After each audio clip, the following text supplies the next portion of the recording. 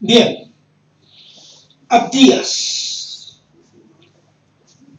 es el libro más corto de toda la Biblia. Es uno de los libros cortos. Vamos a hacer una introducción.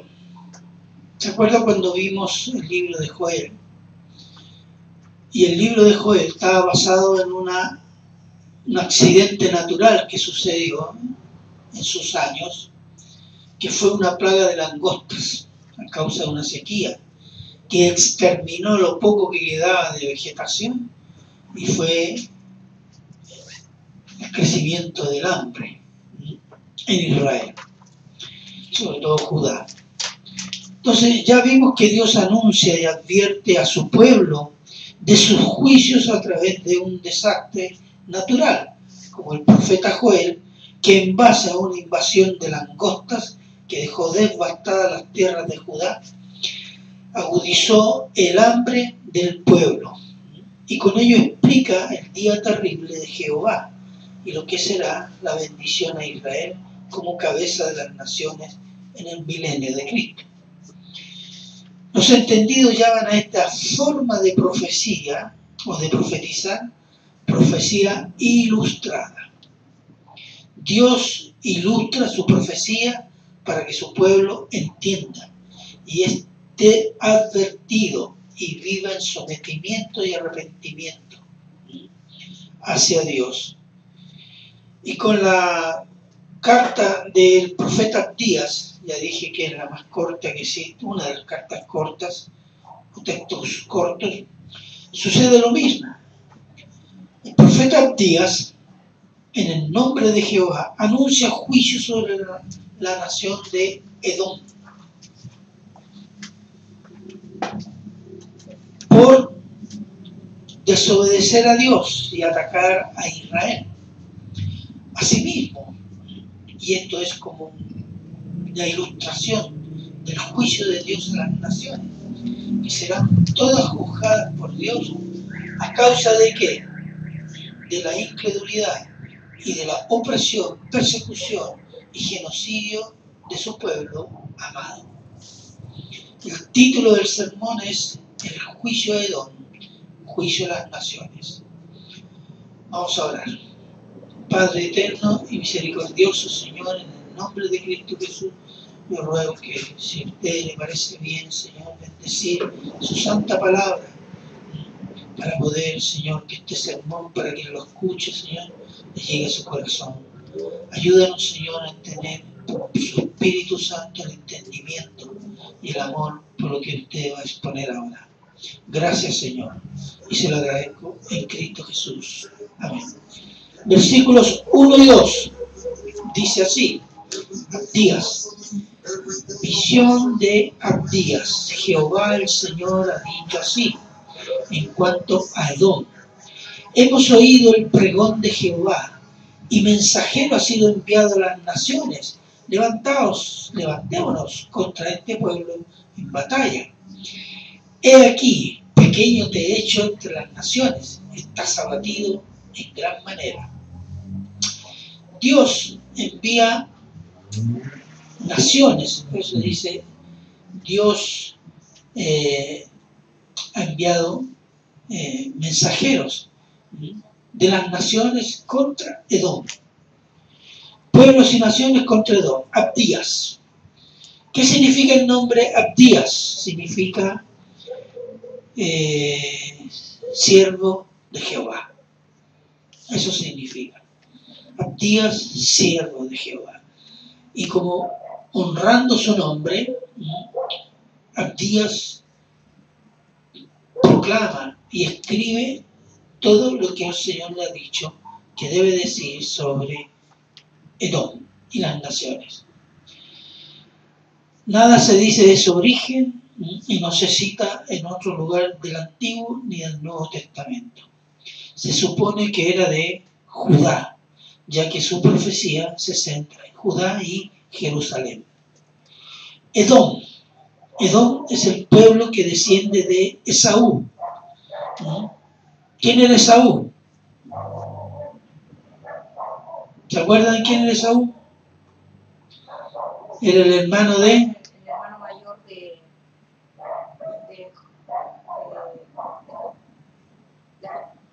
No, Jacob.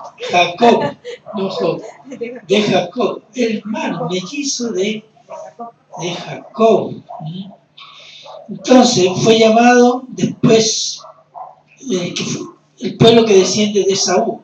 Ya dijimos que era hermano de Jacob, que fue llamado después Edom, que significa rojo. Este era un rojo. ¿Por qué? Por un evento que sucede en Génesis 25, del 27 al 30. Si lo puede leer, hermana. Génesis 25, del 27 al 30. Génesis 25. ¿Qué dice? Y crecieron los niños, y Esaú fue diestro en la casa, hombre del campo, pero Jacob era varón quieto que habitaba en tiendas. Y llamó Isaac a Esaú, porque comía de su casa, mas Rebeca amaba a Jacob. Y guisó Jacob un potaje, y volviendo Esaú del campo cansado, dijo a Jacob: te ruego que me des a comer de ese guiso rojo, pues estoy muy cansado. Por tanto fue llamado su nombre Edom. Edom. ¿Por qué? Por un guiso rojo. Uno dice que era un plato de lenteja. Te vendo mi primogenitura. Bueno, le dijo, véndeme la primogenitura. Y bueno, le dijo Esaú, y la cambió por un plato de lenteja. Pero bueno, de ahí quedó con el nombre Edom, que significa rojo. Este pueblo, los edomitas, se asentó en la zona montañosa de la actual Jordania, en donde hay un desfiladero que es la ruta que conecta Asia y Europa con el norte de África, por donde pasaban obligatoriamente las caravanas de ese tiempo. Ellos, los edomitas, cobraban impuestos a las caravanas en dinero, en objetos, en vestidos, en especies, en animales, en esclavos, haciéndose ricos y poderosos. El lugar más conocido hoy de las montañas en las cuales vivieron los edomitas se llama Petra. Usted se puede meter a internet y ver lo que era Petra. Realmente era un edificio, la montaña era como un edificio de muchos departamentos. Es impresionante. El profeta Abdías escribe esta profecía, esta carta, después de la invasión y ataque de los filisteos y árabes a Jerusalén, durante el reinado de Jorán, 848 al 841 a.C. Vamos a Segunda de Crónicas 21, Segunda de Crónicas 21, del 8 al 10. Segunda de Crónicas 21, del 8 al 10.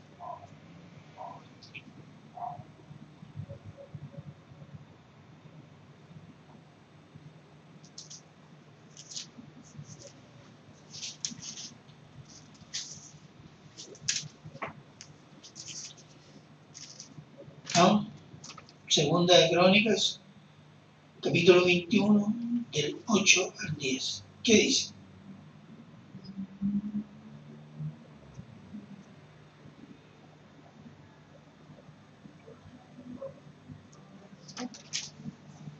En los días de este se rebeló Edom contra el dominio de Judá y pusieron rey sobre sí. Entonces pasó Jorán con sus príncipes y todos sus carros, y se levantó de noche y derrotó a los edomitas que le habían sitiado y a todos los comandantes de sus carros. No obstante, Edom se libertó del dominio de Judá hasta hoy. También en el mismo tiempo Libna se libertó de su dominio, por cuanto él había dejado a Jehová, el Dios de sus padres.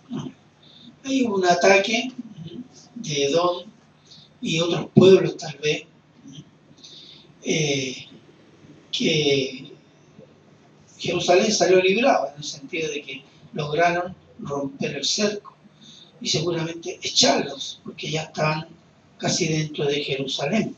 ¿Y qué sucedió en ese tiempo? Hubo una muerte, hubo un masacre, hubo, ahí está mencionado apenas en 2 frases, pero fueron meses de batalla, tal vez. Porque esas no eran batallas de un día, eran batallas de meses. Versículos 3 y 4. Dice, la soberbia de tu corazón, siempre hablando de Edom, la soberbia de tu corazón te ha engañado. Tú que moras en las hendiduras de las peñas, en tu altísima morada, que dices en tu corazón, ¿quién me derribará a tierra? Ellos vivían en las montañas, realmente era difícil sacarlos de allá. 4. Si te remontares como águila y aunque entre las estrellas pusieres tu nido, de ahí te derribaré, dice Jehová. Para los hombres era tal vez muy difícil, pero para Dios no. De alguna forma, muchos hombres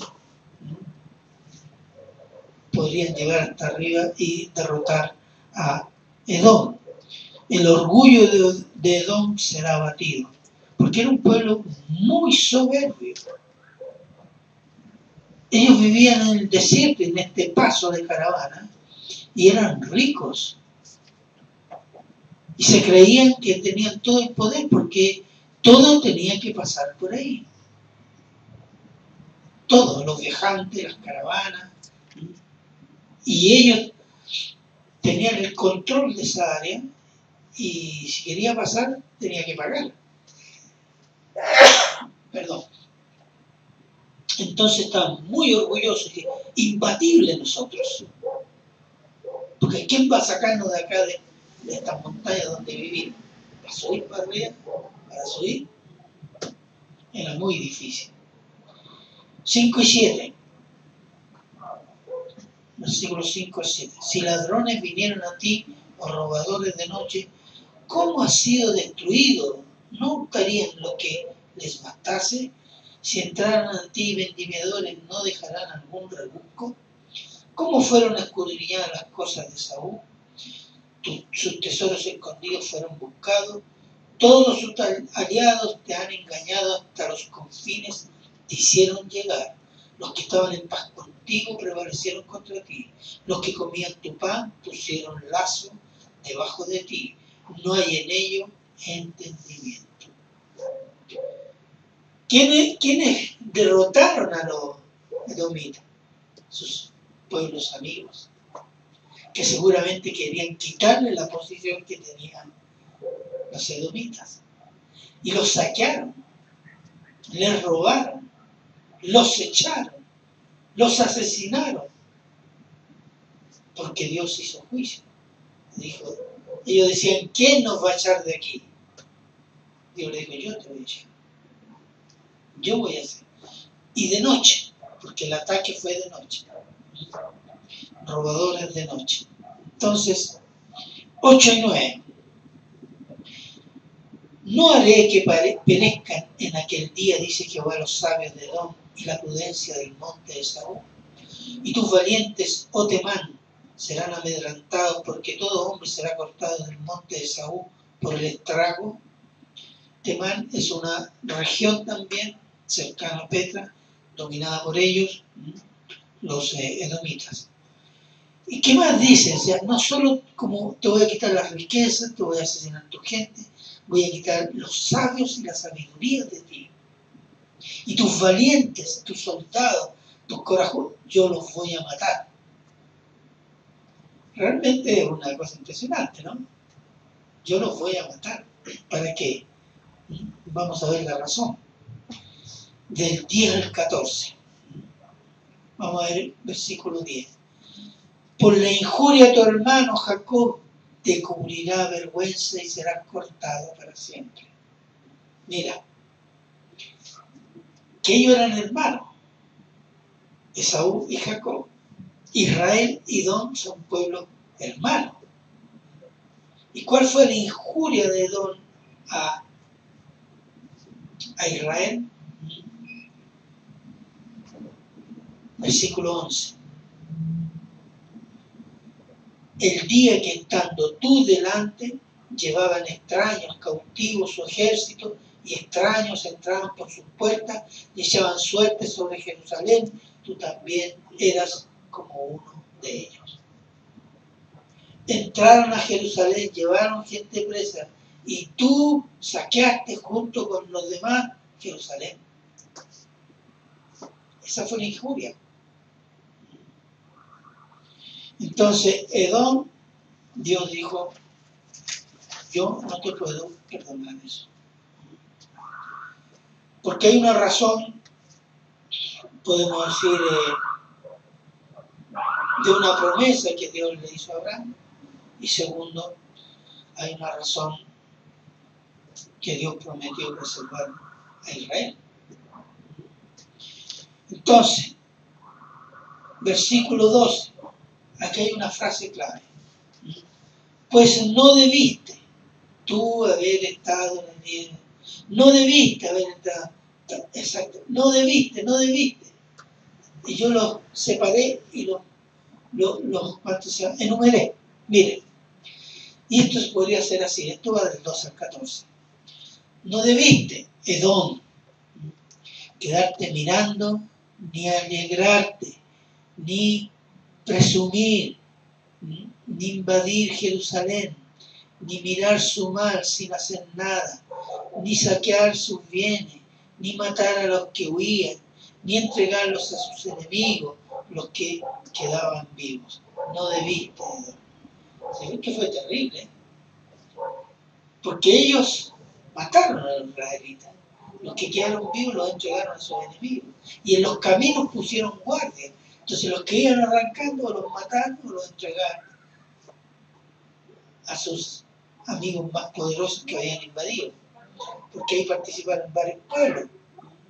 No solo los edomitas, se dice árabes, madianitas, etc.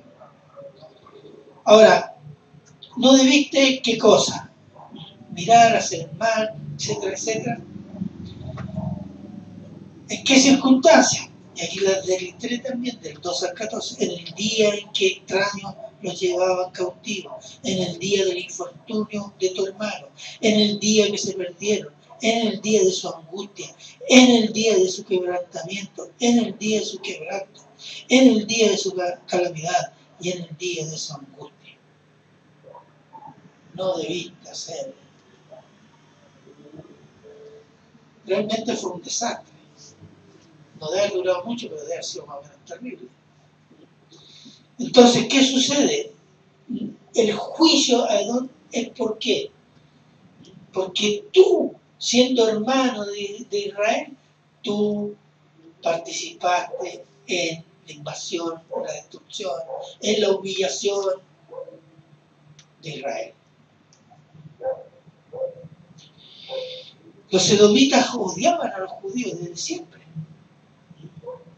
Desde que eran Esaú y Jacob. Nunca fueron buenas las relaciones entre ellos, ¿cierto? Se despreciaban. Y continuó a lo largo de la historia esta relación de enfrentamiento, de odio, de rencores. Veamos Números 20, del 14 al 21.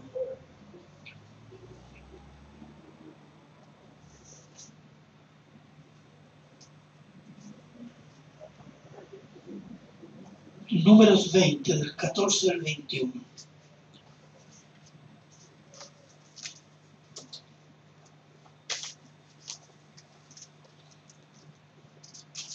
Números 20. ¿Encontraron? Del 14 al 21. ¿Qué dice? Envió Moisés embajadores al rey de Edom desde Cades, diciendo: Así dice Israel tu hermano, tú has sabido todo el trabajo que nos ha venido, como nuestros padres descendieron a Egipto y estuvimos en Egipto largo tiempo, y los egipcios nos maltrataron y a nuestros padres, y clamamos a Jehová, el cual oyó nuestra voz y envió un ángel y nos sacó de Egipto, y he aquí estamos en Cades, ciudad cercana a tus fronteras. Te rogamos que pasemos por tu tierra. No pasaremos por labranza, ni por viña, ni beberemos agua de pozos. Por el camino real iremos, sin apartarnos a diestra ni a siniestra, hasta que hayamos pasado tu territorio. Edom le respondió: no pasarás por mi país, de otra manera saldré contra ti armado. Y los hijos de Israel dijeron: por el camino principal iremos, y si bebiéramos tus aguas, yo y mis ganados, daré el precio de ellas. Déjame solamente pasar a pie, nada más. Pero él respondió: no pasarás, y salió Edom contra él con mucho pueblo y mano fuerte. Bien. No quiso pues Edom dejar pasar a Israel por su territorio, y se desvió Israel de él. Exactamente. Se desvió. ¿Por qué? Porque Dios en Éxodo le da un mandamiento a Israel: no atacarás a tu hermano, a Edom. Por eso llegan con esta propuesta: si nosotros no vamos a detenernos en tu tierra, lo que consumamos, lo que gastemos, lo vamos a pagar con toda la buena voluntad del mundo. Pero Edom dijo: no, envió tropas a pelear contra Israel. Bueno, y este conflicto fue siempre presente hasta años después. Les voy a mostrar algo. Y siempre los edomitas, siempre que pudieron atacar a los israelitas, lo hicieron. Los edomitas fueron sacados del lugar donde vivían, estas montañas, en Petra, Temán, etc., en el siglo V a.C. Lo sacaron los nabateos. Los nabateos eran un pueblo que descendía de Ismael.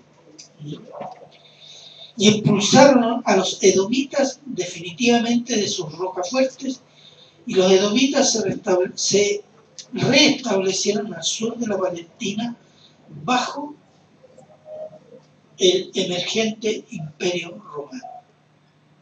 Y sirvieron al Imperio Romano. Incluso uno de sus notables edomitas llegó a ser rey de Judá por cuenta del emperador romano. Y se llamó, ¿cómo se llamó? Herodes el Grande. Herodes el Grande, que para asesinar al Señor Jesús recién nacido como el rey de Israel, hizo un genocidio de niños menores de 2 años en Belén. Ese es el rey Herodes, ¿se acuerdan? Y está en el Nuevo Testamento. Y están después los hijos del rey Herodes, que también se repartieron Judá, etcétera, etcétera. Ellos eran edomitas. Los edomitas fueron casi exterminados en la invasión romana de Jerusalén y Judea en el año 70, donde algunos históricos calculan que hubo 1 millón de muertos entre judíos, edomitas y árabes. Bien, versículos 15 y 16. Porque cercano, y aquí está el tema, lo que dice, aquí hay un evento específico, que Edom atacó a Israel junto con otros pueblos, y cooperó para el asesinato, y saqueó Jerusalén, etcétera, etcétera. Ese es el evento de ese momento. Pero ahora viene el evento futuro, cuando dice, versículo 15, porque cercano está el día de Jehová sobre, ¿qué dice? Todas las naciones. Como tú hiciste será contigo, tu recompensa volverá sobre tu cabeza. 16. De la manera que vosotros bebisteis en mi santo monte, beberán continuamente todas las naciones, beberán y engullirán, y serán como si no hubieran nacido. Mire lo que está diciendo el Señor por medio del profeta. El día de Jehová traerá recompensa a las naciones serán recompensadas, así como hicieron a Israel, será juicio el día de Jehová sobre las naciones. Mira Edom, Así como tú hiciste a Jerusalén, los pueblos van a hacer contigo. Y ese será el día terrible de Jehová. Esto es como decir, yo estoy hablando de un evento presente, porque en este momento ocurrió ese hecho, y proyectando un evento futuro. El día de Jehová sobre las naciones. Ese es el gran tema, ¿cierto? Veamos qué dice Apocalipsis 19, 11, 15. ¿Cómo llega el día terrible de Jehová? Apocalipsis 11, 15. Ahí podemos tener un vistazo, un breve vistazo de lo que puede ser el día terrible. 19, ¿no? Sí, Apocalipsis 19 del 11 al 15. Entonces vi el cielo abierto y he aquí un caballo blanco, y el que lo montaba se llamaba Fiel y Verdadero, y con justicia juzga y pelea. Sus ojos eran como llama de fuego, y había en su cabeza muchas diademas, y tenía un nombre escrito que ninguno conocía sino él mismo. Estaba vestido de una ropa teñida en sangre, y su nombre es el Verbo de Dios. Y los ejércitos celestiales, vestidos de lino finísimo, blanco y limpio, le seguían en caballos blancos. De su boca sale una espada aguda para herir con ellas a las naciones, y él las regirá con vara de hierro, y él pisa el lagar del vino, del furor y de la ira del Dios Todopoderoso. Ese es el día terrible de Jehová. Cercano está el día de Jehová sobre todas las naciones. Hay una descripción. De su boca sale una espada para juzgar a las naciones. Versículo 17.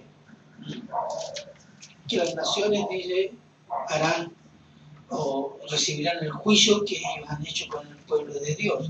Versículo 17. Más en el monte de Sión habrá un remanente que se salve y será santo, y la casa de Jacob recuperará sus posesiones. ¿Qué significa esto? Que un remanente será salvo del juicio. ¿Por qué? Aquí todavía el profeta no lo sabe, nosotros tenemos toda la Biblia. Pero, ¿qué dice la Biblia? Un remanente de Israel será salvo. ¿Por qué razón será salvo ese remanente?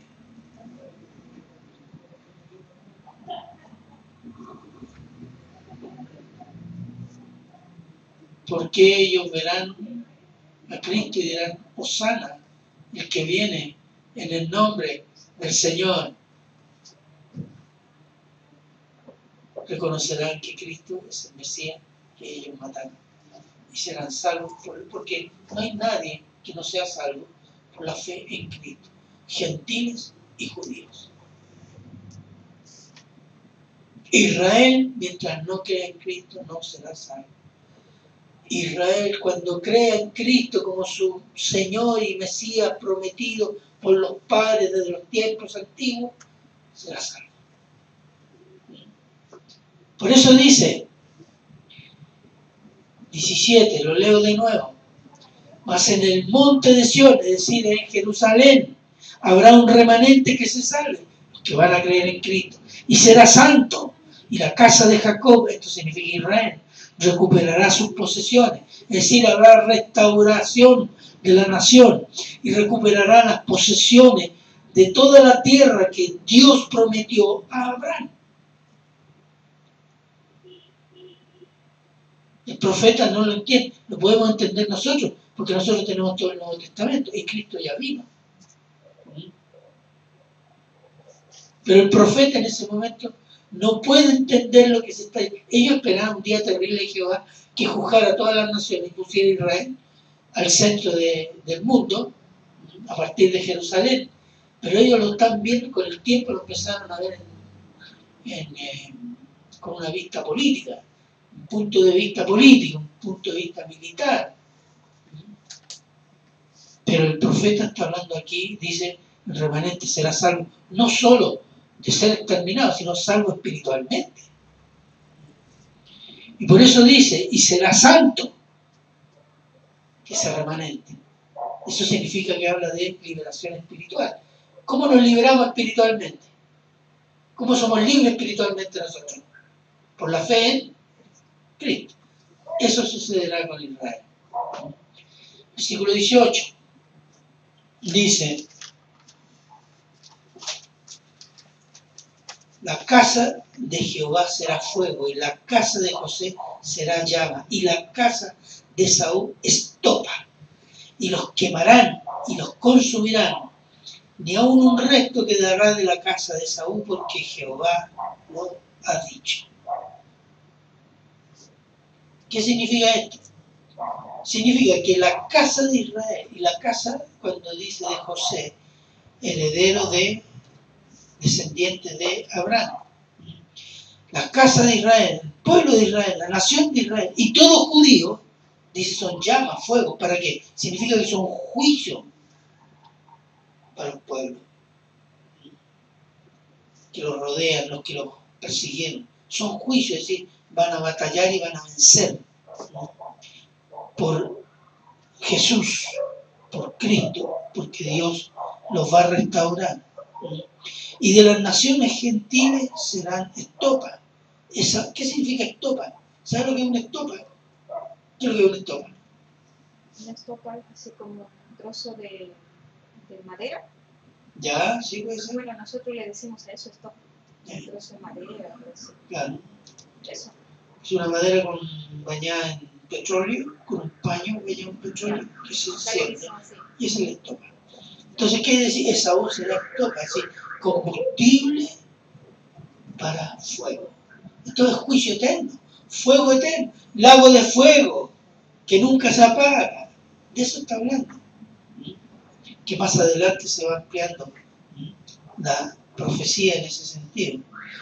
Versículo 19-20. Y los del Negev poseerán el monte de Saúl, y los de Céfela a los filisteos, poseerán también los campos de Efraín, y los campos de Samaria, y Benjamín y Galaad. Y los cautivos de este ejército, de los hijos de Israel, poseerán lo de los cananeos, Nazaret, los cautivos de Jerusalén, que están en Sefarad, poseerán las ciudades del Negev. ¿Qué significa? Los que eran esclavos en diversos pueblos de la región y del mundo van a ser, ¿qué cosa? Poseedores de todo eso, de donde eran esclavos, de los pueblos donde estaban esclavizados, de sus territorios, sus naciones. Ellos van a ser los poseedores de todo eso. ¿De qué está hablando entonces? Si va a reinar así Israel, ¿está hablando de qué? El milenio. 21. Y subirá salvadores al monte de Sión para juzgar al monte de Saúl, y el reino será de Jehová. Fíjese, todavía habla en términos particulares, pero está diciendo una profecía de más largo plazo, porque dice, subirán salvadores al monte de Sión para juzgar. ¿Quién va a juzgar en el monte de Sión? ¿Sabe cuál es el monte de Sión? Donde está el templo. ¿Qué es lo que hay ahora en ese monte de Sión? La mezquita de Omar. Pero se volverá a restaurar el templo. Y si subirá el Salvador al monte de Sión para juzgar al monte de Saúl, para juzgar a las naciones. De eso está hablando.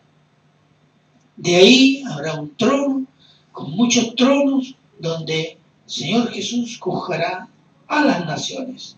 Y el reino será. ¿Por qué? Porque Él será el rey de reyes gobernando la tierra. Veamos. Se instalarán salvadores y sus apóstoles y su iglesia. Mateo 25, 31, 32.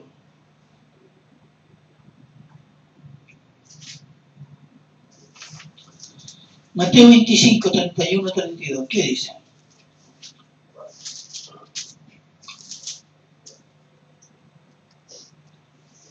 Cuando el Hijo del Hombre venga en su gloria y todos los santos ángeles con él, entonces se sentará en su trono de gloria, y serán reunidas delante de él todas las naciones, y apartará los unos de los otros, como aparta el pastor las ovejas de los cabritos. Eso.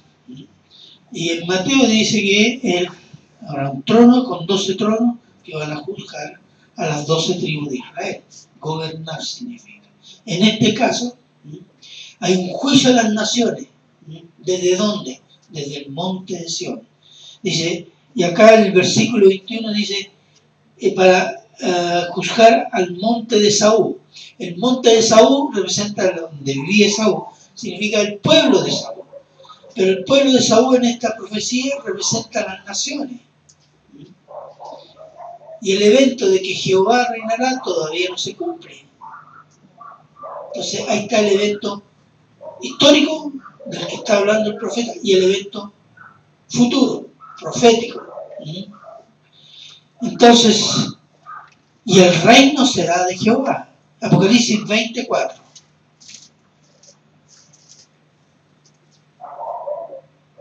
Y vi tronos y se sentaron sobre ellos los que recibieron facultad de juzgar, y vi las almas de los decapitados por causa del testimonio de Jesús y por la palabra de Dios, los que no habían adorado a la bestia ni a su imagen, y que no recibieron la marca en sus frentes ni en sus manos, y vivieron y reinaron con Cristo 1000 años. Amén. Ese es el reino de Jehová por medio de Jesucristo y sus santos muertos, los que estén vivos, que entran a esta fase del milenio del reino. Entonces, Dios ha anunciado permanentemente a Israel y a las naciones que habrá un juicio a la humanidad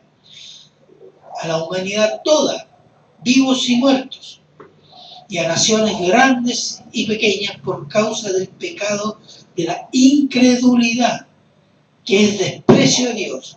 Y ese desprecio se materializa con la persecución, el odio a Israel y a la iglesia.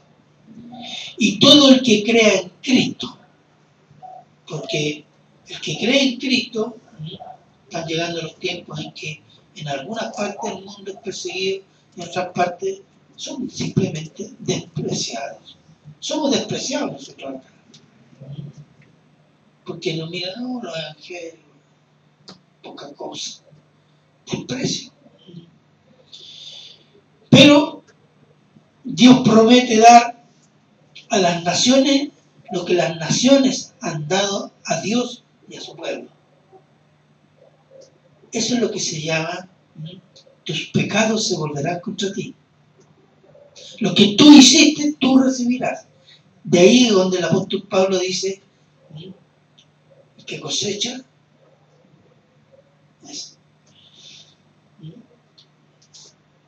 siembra poco, cosecha poco. Siembra mucho, cosecha mucho. Cosecha maldad, cosecha perdición. Cosecha sometimiento a la palabra de Dios, bendición, salvación. Y las naciones van a recibir lo que las naciones históricamente han hecho con Israel, que es su nación amada, y el pueblo de la iglesia, que es el pueblo de su Hijo, Jesucristo. Y además él cumple la promesa. En Génesis 12:3 dice, yo bendeciré al que te bendiga. Yo maldeciré al que te maldiga. Y eso se ha cumplido históricamente. Entonces, y en el tiempo final, él va a hacer juicio a las naciones para cumplir esta promesa. Que han maldecido y perseguido a Israel. Y a la iglesia, ¿qué le dice? Veamos Romanos 12:19. Por favor.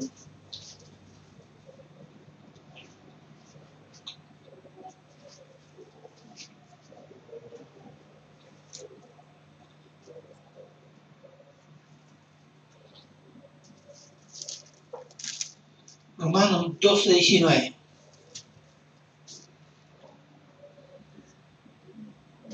No os venguéis vosotros mismos, amados míos, sino dejad lugar a la ira de Dios, porque escrito está, mía es la venganza, y yo pagaré, dice el Señor.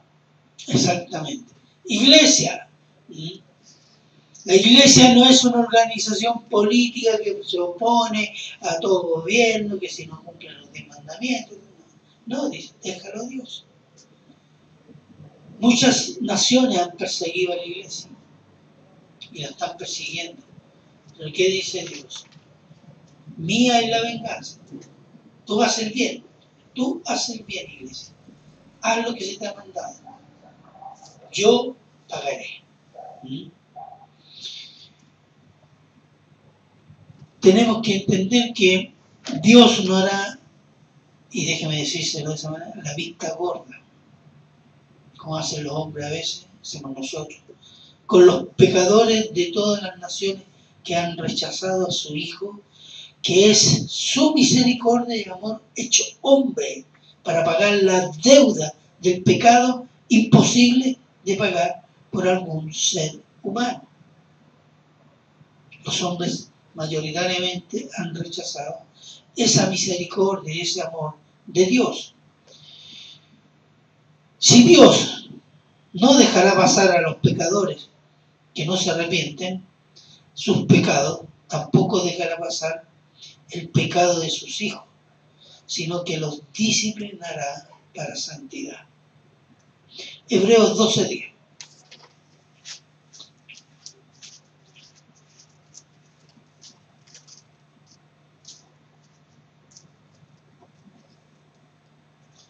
Y aquellos ciertamente por pocos días nos disciplinaban como a ellos les parecía, pero para lo que nos es provechoso, para que participemos de su santidad. Los hijos son disciplinados. Aquellos, nuestros padres, nos disciplinaban por un tiempo así como ellos querían. Pero Dios, dice, nos disciplina ¿para qué? Para provecho nuestro. ¿Cuál? Su santidad. Para que podamos estar ante su santa presencia. Sin santidad nadie verá a Dios. Entonces, Dios es fiel a su palabra y tiene todo poder para hacerla cumplir.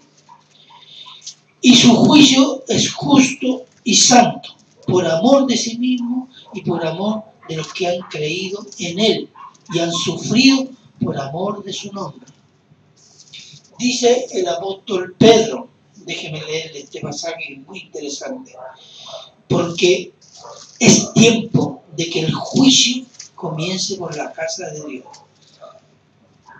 No es un juicio para decir que los creyentes pierden la salvación, no, lo que está diciendo es un juicio de corrección dura disciplina.